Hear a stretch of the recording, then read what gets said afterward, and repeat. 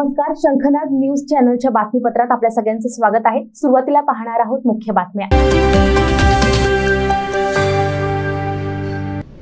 Bharatiya Janata party अनुसूचित जमाती मोर्चाच्या वतीने शुक्रवारला दुपारी वसंतराव देशपांडे सभागृह सिव्हिल लाईन येथे आदिवासी पदाधिकाऱ्यांच्या मेळाव्याचे आयोजन करण्यात आले आहे, अशी माहिती पत्रपरिषदेत माजी महापौर मायाताई इवनाते यांनी दिलेली आहे।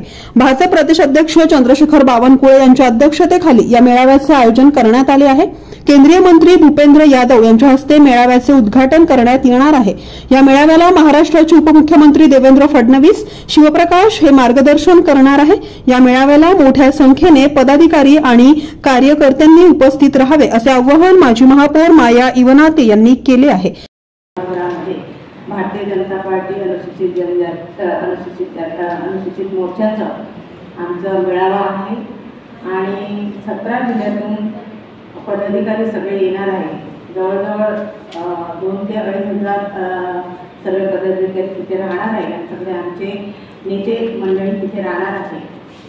आपणास मी एवढंच विनंती करेन की आपण सगळ्यांना आम्ही नोट दिलेला आहे ते आपण वाचून घ्यावं आणि आपल्याला सगळ्यांना मी विनंती करते की आपण उद्याचा पेपरमध्ये हे न्यूज लावावे। त्यानंतर हा पदाधिकाऱ्यांची आमची जी बैठक असते हे बैठक दर 3 महिन्यांनी आमच्या बैठका लागत असतात महाराष्ट्रात चालू आहे आणि म्हणून हे विदर्भाचं आम्ही इथे नागपूरमध्ये आता घेत आहोत। कॅमेरामॅन सचिन सह सनी भोंगाडे, शंखनाद न्यूज, नागपूर।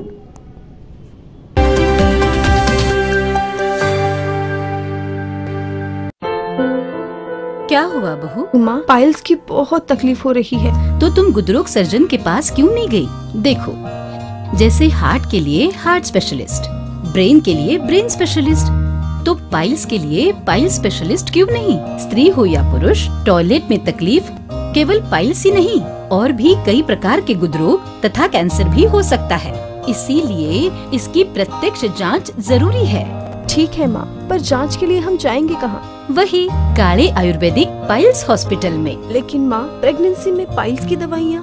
प्रेगनेंसी में आयुर्वेदिक दवाइयाँ सुरक्षित होती है।